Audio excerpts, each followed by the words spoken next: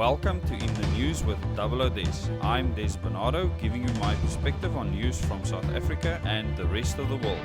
In a follow-up on the article that I did earlier on all the botched computer models that our government used to come up with our coronavirus lockdown and shutdown regulations using the Disaster Management Act, I have an article now that follows on exactly what I was discussing then, which concerns the numbers of people that have actually died due to the COVID-19 disease.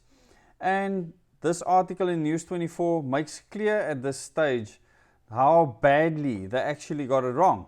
And the headline of this article reads, COVID-19 deaths in SA, most people suffered from comorbidities. So it's something I've dealt with at length.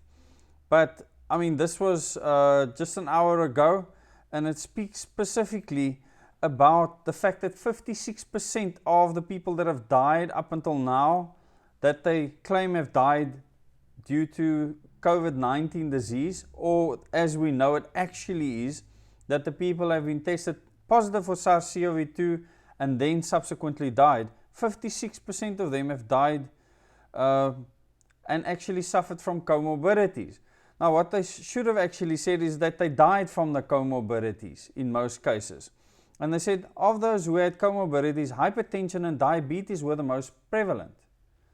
So what have they done to relieve hypertension and diabetes with the enactment of the Disaster Management Act? What have they actually done to stop those people from being affected more by COVID-19? What they've done up until now, as you know, is focus on alcohol, and they focused on cigarettes, tobacco.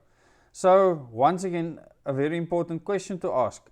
If the evidence tells us that hypertension, which means people that are stressing out, now imagine someone that's used to smoking, that can't smoke anymore, and now they are going into hospital due to hypertension, end up dying from hypertension because they can't have a cigarette. And it says, as of 28th of June, which was yesterday, 657 people diagnosed with COVID-19 are in ICU. Now, this is nowhere near the numbers that they were predicting. Nowhere near, not even slightly near. As of Sunday, South Africa had recorded 2,456 COVID-19 related deaths. Now they're calling it related deaths because they cannot say that they died from COVID-19. Okay? So now they're speaking more accurately.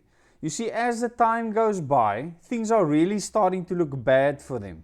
And they have to fix the mess that they created in the first place. So they slowly but surely start to creep in more truth. And hope that the people forget the rubbish that they spoke earlier on.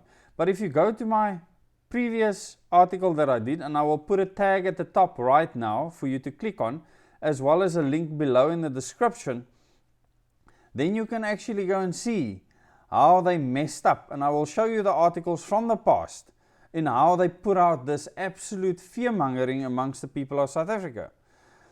They're saying 56% of the deceased were suffering from comorbidities according to the Department of Health. As the rate of COVID-19 infections and deaths begin to climb exponentially in the country, comorbidities such as diabetes, hypertension, obesity, lung cancers and kidney diseases are the most prevalent underlying factors in patients who have reportedly died of the virus. So this is someone with lung cancer, not a smoker. According to Health Department spokesperson Popo Maya, 56%, which translates to around 1,375 of the people who died due to the COVID-19 had suffered from comorbidities. Now they can't say that they died due to COVID-19 because no autopsies were done, and they don't actually know what to look for. So once again, it just means that they had tested SARS-CoV-2 positive and then subsequently died. No one can say that they died from COVID-19. Nobody can say that at this stage. Maja added that most people also suffered from more than one underlying condition. And I mentioned to you before, in Cape Town, more than 60% of the people that ended up dying had more than 3 comorbidities. 3. Okay? To date, Of the 1,375 COVID-19 related deaths with comorbidities, hypertension accounted for 59% and diabetes for 52%. So 811 and 715. So that's the majority of them, by far. Then we look at data. News 24 previously reported that the Western Cape data from an earlier June showed that 65% of people who died of COVID-19 suffered from more than one comorbidity. Well, like I mentioned before, it was actually 3 or more. The provincial data also found diabetes and hypertension to be the most prevalent underlying factors in patients who died. As a majority of people who had died from COVID-19 suffered comorbidities, Maja appealed for people with comorbidities to stay at home and only leave the house when absolutely necessary. Well, they might end up dying because they're not seeking treatment. Have you ever considered that? This is a problem worldwide, that people with comorbidities have not gone to hospitals to actually look for treatment. You are killing them. Can you comprehend that? COVID-19 is the worst pandemic in modern times, he says. There is no cure, but we can all play our part in preventing the spread, Maja said. Doesn't he understand that someone with a comorbidity is dying from something else, even if they have SARS-CoV-2? Can he comprehend that? He added that as of Sunday 28th of June, a total of 657 people from across the country who were diagnosed with COVID-19 were being treated in ICU in public and private hospitals. Remember, they said that this was going to be the case at the end of April, that there would be that many people in ICU. And they got it completely wrong. There were only 30 odd people in ICU at the time. To date, a total of 258 people in both public and private hospitals are on ventilators. Now we know that often ventilators is the worst thing you can do with these COVID-19 patients, from evidence that we've received from overseas, which said that it had nothing to do with people that actually had to receive air. It's a fact that their blood coagulated within their lungs, and therefore the oxygen couldn't be transported. Meanwhile, 68,925 recoveries have been recorded.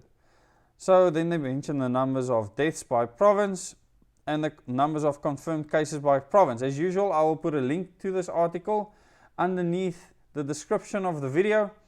Please go and read it. See that they're actually now making plain and simply clear that these people are not or cannot be counted as dying from COVID-19, that it's not COVID-19 alone that's killing them, that most of these cases have comorbidities. There's obviously, according to this, 44% that don't have comorbidities, okay? So, in those cases, how did the people die? It would be very nice if you actually gave the public a proper breakdown and say, these people we know, they had no other issues. We know that all they had contracted was SARS-CoV-2 and subsequently died. And then you might not understand exactly how the disease killed them, but then you can at least say, okay, this virus was a real threat to those people, which includes many people in the population, and then we can take measures accordingly.